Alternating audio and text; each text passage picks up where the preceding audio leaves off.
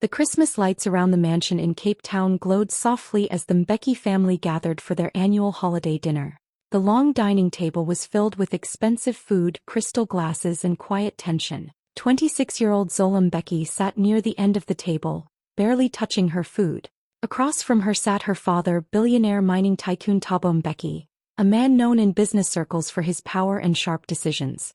Tonight he had called the entire family together to make an important announcement about his $370 million empire. Zola's siblings, Lerato and Kagiso, looked relaxed and confident, laughing softly as they whispered to each other. They had always been the favorites. Zola had grown up in the same luxurious mansion, attended the same elite schools, and worked hard to prove herself in the family's mining company. Yet somehow she always felt like she didn't truly belong. After dinner plates were cleared, Thabo stood up slowly and tapped his glass with a spoon. The room fell silent. He began speaking about his legacy, his businesses, and how his fortune would be divided in his will.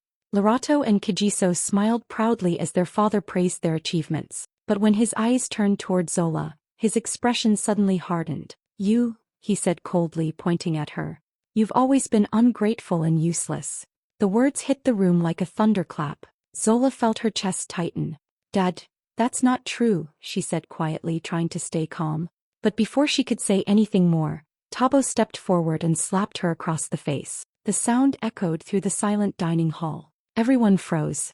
"You are no longer part of my will," he announced sharply. "You will get nothing from my empire." Tears burned in Zola's eyes as she looked around the table. No one defended her. Not her siblings. Not even the relatives watching in shock. Feeling humiliated and completely alone, she stood up, grabbed her coat and walked out of the mansion into the cold night air. As she drove away from the only home she had ever known, Zola believed she had just lost her family forever. What she didn't know was that this painful moment would soon expose a secret hidden for 26 years. One that would change her entire life. Zola Mbeki grew up in one of the most luxurious homes in Cape Town. The mansion had marble floors, tall glass windows facing the ocean, and more rooms than she could count as a child. Expensive cars filled the driveway and famous business people often visited for dinner. From the outside, Zola's life looked perfect. People at school used to whisper about how lucky she was to be the daughter of billionaire Thabo Mbeki.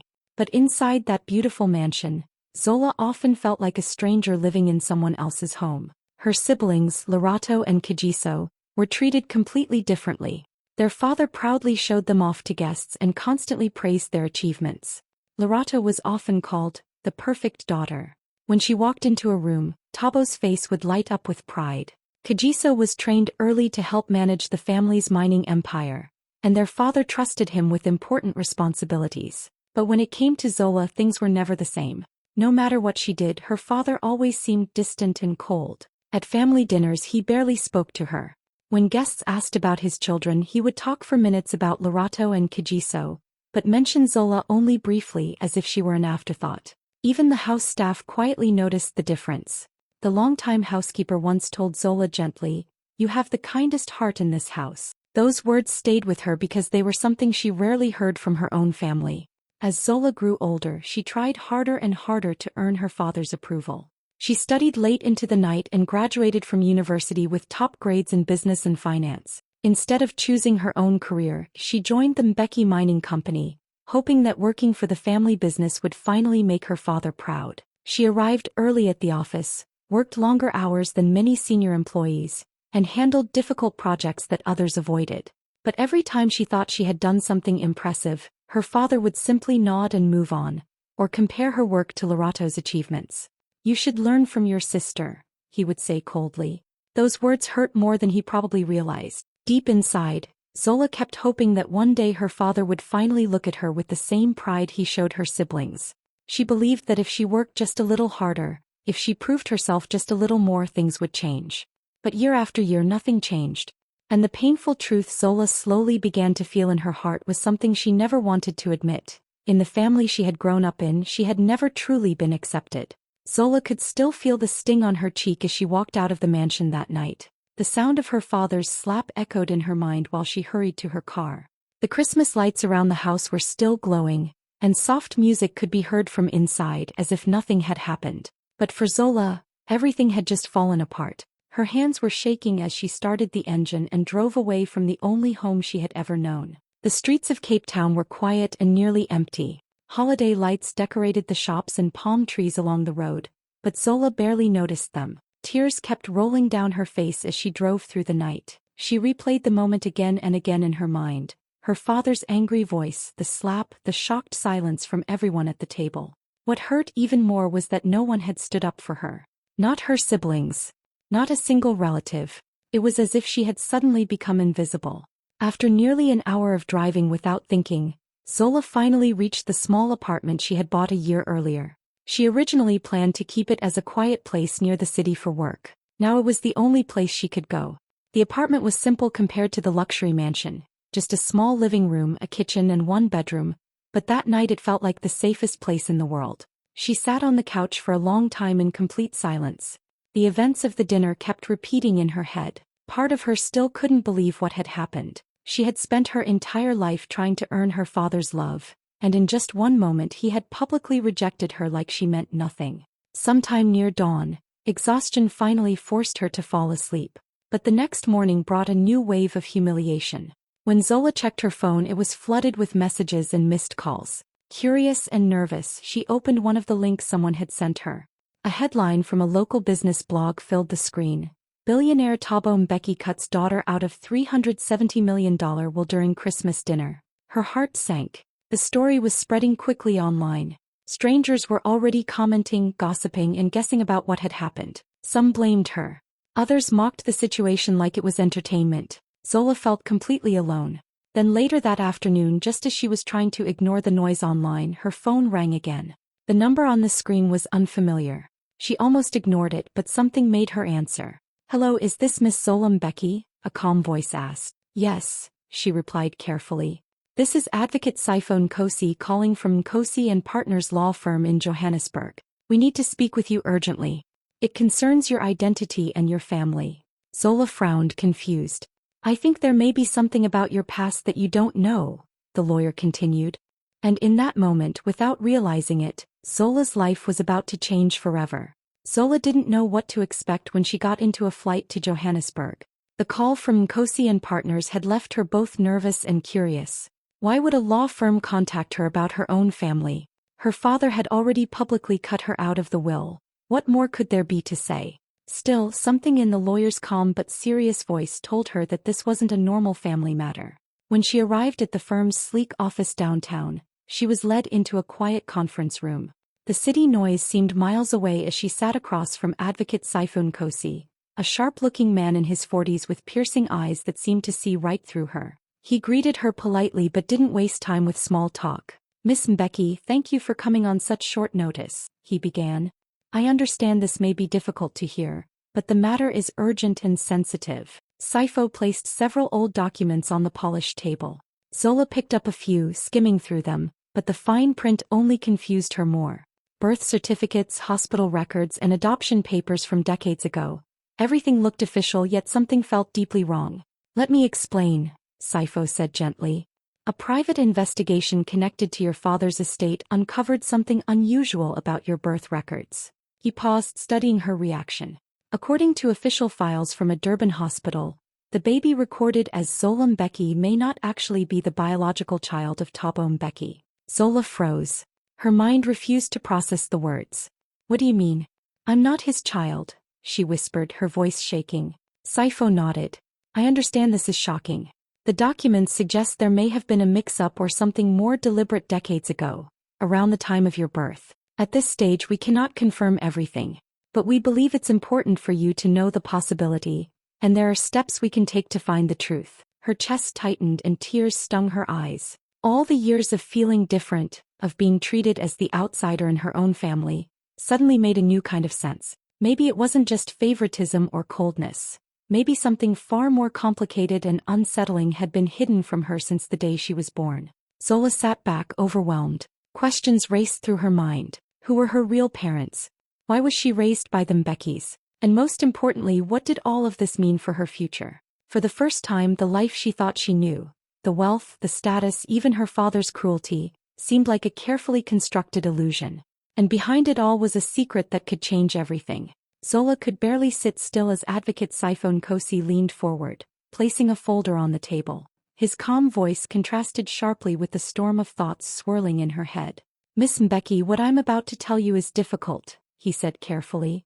"It involves your birth, and something that happened 26 years ago." Zola's heart pounded. She had no idea what to expect, but something in Sipho's tone made her uneasy. 26 years ago, Sipho continued, a newborn girl was kidnapped from a hospital nursery in Durban.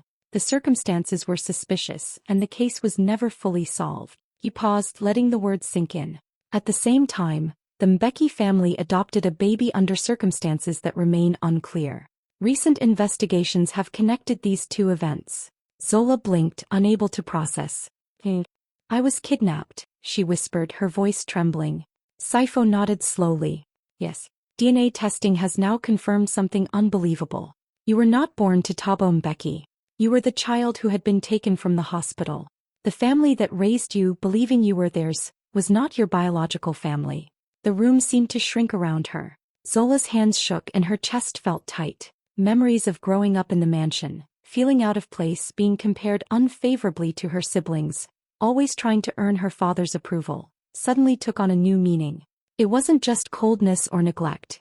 It was a life built on a secret she had never imagined. "All of these years," Sipho said gently, "the life you believed was yours, the wealth, the name, the family, it was built on a crime, a hidden truth no one told you. You were stolen from your real parents at birth." Tears blurred Zola's vision. She thought of her father's slap, the hurtful words, the rejection at the Christmas dinner. Everything suddenly felt different. The anger, the humiliation, the loneliness. Now they were part of a much larger story she had never known. For the first time, Zola realized that her entire life had been shaped by something far bigger than herself. The house, the wealth, the titles, they weren't truly hers. And yet, in the midst of shock and fear, a tiny spark of relief emerged. At least now she knew the truth. The next steps, the answers about who her real parents were, the life she had missed, those were waiting. And for the first time in her 26 years, Zola felt that the life she thought she had lived was only the beginning of a story far bigger than she could have imagined. News of Zola's true identity spread faster than anyone in the Mbeki household could have imagined. Within hours, journalists were camped outside the Cape Town mansion, cameras flashing and questions flying. Business news sites ran headlines that made the walls of the mansion seem to shake. Billionaire Thabo Mbeki's daughter not his biological child? And mystery in the Mbeki family, kidnapping revealed? Investors too were calling in, worried about how the scandal might affect the mining empire they had trusted for decades. Inside the mansion, panic settled like a heavy fog. Thabo Mbeki, once calm and commanding, was pacing his office, phone in hand, voice sharp and tense. For the first time in his life he seemed truly uncertain. Lerato and Kagiso were glued to their phones, whispering and exchanging worried glances.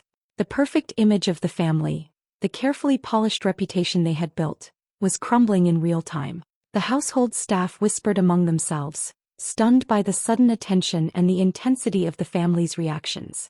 Even the security team looked anxious, unsure how to handle the crowds and the press outside.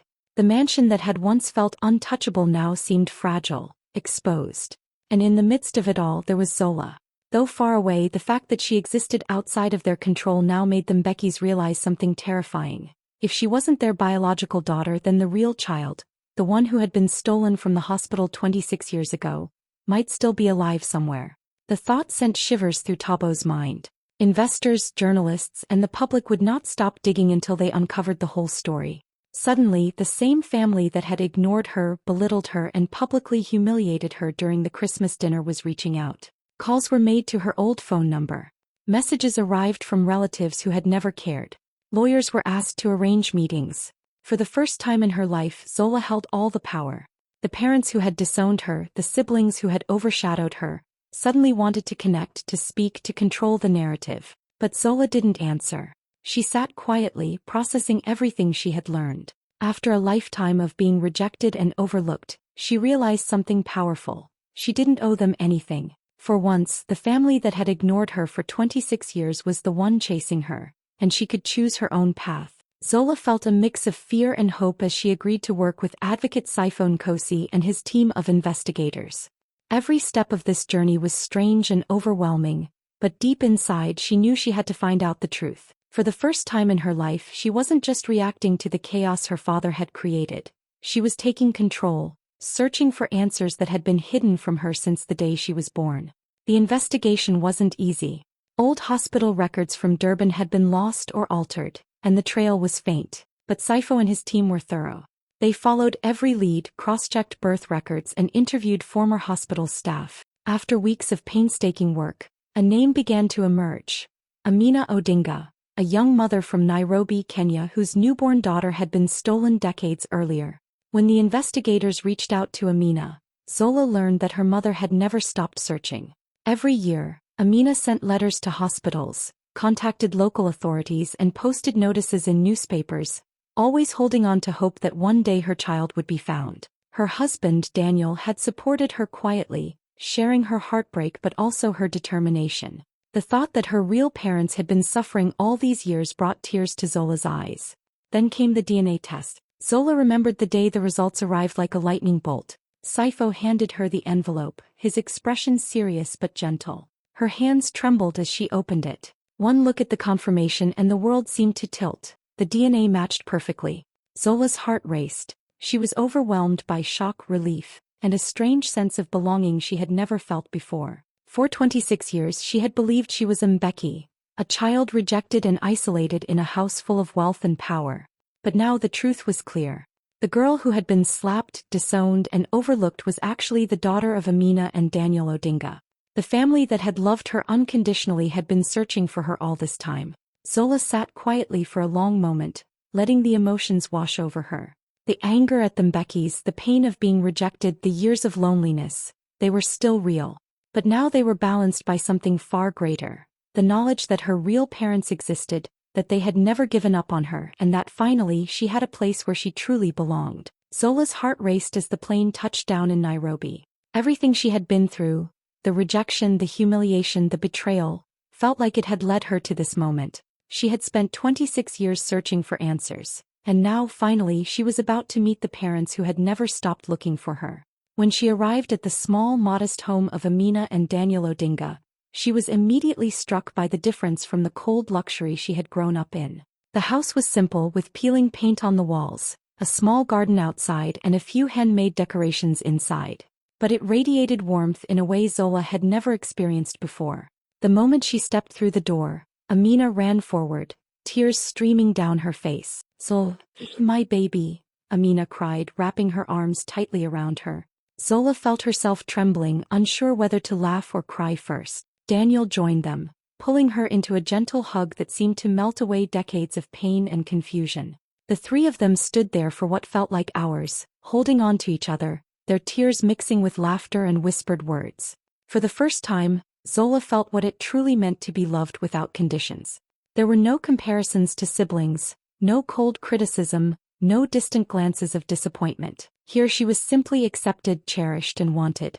Every word her parents spoke, every gentle touch, reassured her that she belonged. Over the next few days, Zola learned about her parents' long search for her, the sleepless nights, the hope that never faded.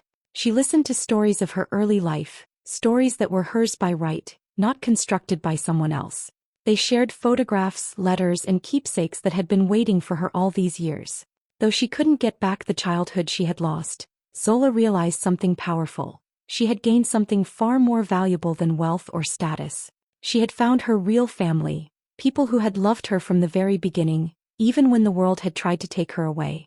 In those moments of laughter, tears and shared stories, Zola felt a sense of peace she had never known. For the first time in her life, she didn't have to prove herself. She didn't have to earn their love. She simply belonged. And that belonging, that unconditional love, was more precious than any inheritance or luxury she had ever known. While Zola was beginning to rebuild her life in Nairobi, the Mbeki family back in Cape Town was facing a storm they hadn't seen coming. Investigators continued digging into the mysterious adoption that had brought Zola into the household all those years ago. Piece by piece, the evidence painted a shocking picture. It appeared that someone connected to the Mbeki family may have knowingly arranged for a stolen baby to be placed in their care decades earlier. The realization sent shockwaves through the mansion and beyond. Headlines exploded in newspapers, online news sites and social media. Billionaire family linked to stolen baby scandal, Mbeki empire in turmoil, questions about adoption, and Cape Town tycoon's reputation in crisis. Journalists camped outside the mansion, demanding answers, recording every glimpse of Thabo Mbeki and his family. Interviews, leaked documents and rumors spread rapidly. For once, the Mbekis could not control the narrative. Investors who had once trusted the Mbeki mining empire began to pull their money, worried about the long-term impact of a scandal tied to illegal adoption and potential criminal connections. Stocks dropped, business partners hesitated to meet, and board members called emergency meetings to assess the fallout. What had always seemed untouchable, their wealth, influence and reputation, was suddenly fragile. Inside the mansion, tension reached its peak. Thabo Mbeki, once confident and commanding, paced nervously in his office. He made urgent calls to lawyers and PR consultants, trying to contain the damage, but it was too late. Even Lerato and Kagiso, who had never known struggle, were forced to face the reality that their family's public image was collapsing. Meanwhile, old friends and distant relatives kept their distance, unwilling to be associated with the scandal. Whispers filled the halls. Questions about morality, secrecy, and the choices made decades ago. The family that had rejected Zola for so long now realized that their carefully constructed world of wealth and power could not protect them from the truth. As the days passed, the full weight of the consequences settled over the Mbeki empire. Their reputation was tarnished, their influence shaken, and their legacy questioned.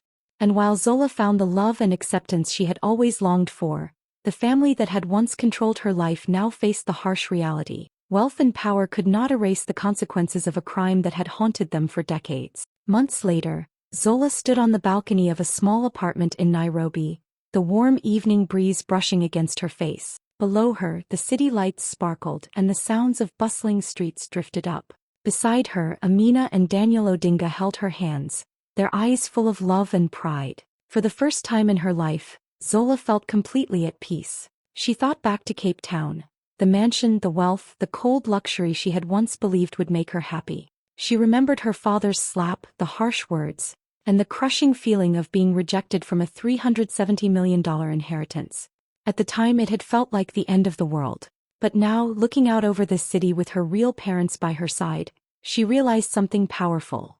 All the money, power, and status in the world could never replace the love and belonging she had just discovered. The truth she had uncovered over the past months had changed everything. She had found her real parents, the people who had never stopped searching for her.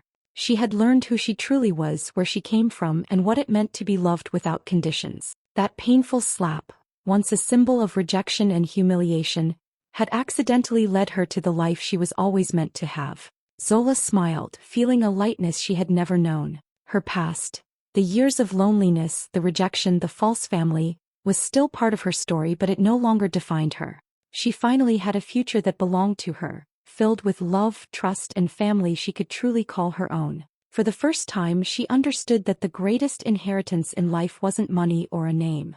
It was identity, belonging, and the people who loved her unconditionally. And in that moment, Zola felt richer than she ever had in Cape Town, standing not in a mansion, but in the arms of the family she had always been meant to find.